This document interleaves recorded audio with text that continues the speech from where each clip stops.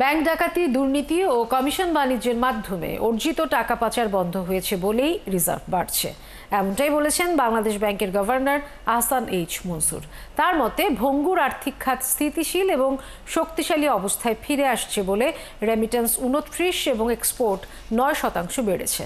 তবে বিএনপির স্থায়ী কমিটির সদস্য আমির খসরু মাহমুদ চৌধুরী বলেন, 3 মাসের মধ্যে নির্বাচন হয়ে গেলে দেশ আরও ভালো থাকত। অনুপ অধিকারী তরুণ জানাচ্ছেন বিস্তারিত।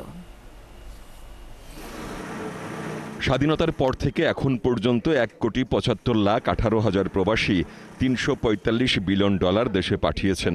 তবে তাদের জন্য সরকার কি করবে এবং প্রবাসীদের ভোট দানের বিষয়ে লুকোচুরি করা হচ্ছে বলে জানায় centre for non resident Bangladeshi নামের সংগঠনটি। রেমিটেন্স যারা পাঠাচ্ছে, আমাদের যারা হোয়াইট কলার জব করে, যারা ওয়েল পেইড। রাজধানীর এক হোটেলে আয়োজিত অনুষ্ঠানে তারা বলেন, কোনো দলের সাথে নয়, পুরো দেশের সাথে কাজ করতে চান প্রবাসীরা। ভোটাধিকার প্রয়োগ এবং ভোটে অংশগ্রহণের সুযোগ তাদেরকে অর্থাৎ প্রবাসীদেরকে দেশের প্রতি আরও বেশি সংযুক্ত করবে। তবে এখানে একটি লুকোচুরি আছে। সংবিধান অনুযায়ী এই প্রবাসী ছাড়াও দ্বৈত নাগরিক যারা আছেন তারাও কিন্তু ভোটে অংশগ্রহণ করতে পারেন।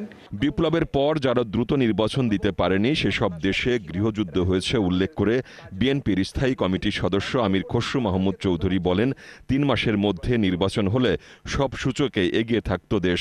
বিপ্লব উত্তর অথবা আপরাইজিং উত্তর যে সমস্ত দেশে যারা যত তাড়াতাড়ি নির্বাচন প্রক্রিয়ার মাধ্যমে গণতন্ত্রে ফিরে যেতে পেরেছে সেই দেশগুলো ভালো করছে, সার্ভাইভ করেছে।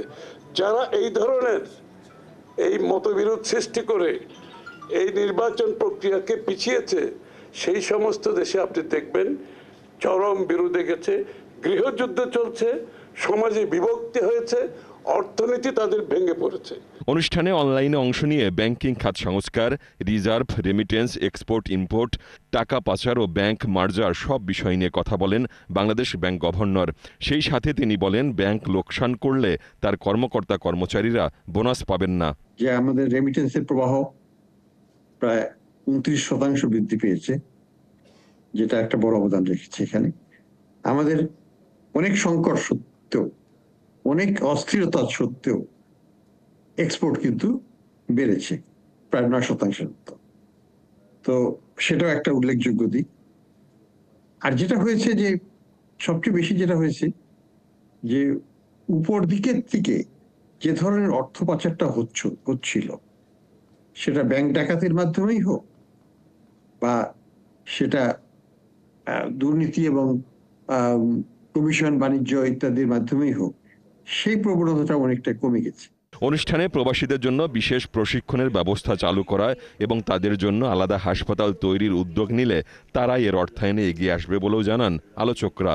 যে কোনো ইনস্টিটিউট করার পর ট্রেনিং, ওই যারা আনস্কিল যায় ওদেরকে স্কিল করার জন্য যদি আপনি এইরকম 100 জনকেও জড়ো করতে পারেন তাহলে আপনি 100 কোটি টাকা পাবেন। এবং আমি মনে করি এনআরবি সেন্টারের নেক্সট টার্গেট তাই হওয়া উচিত।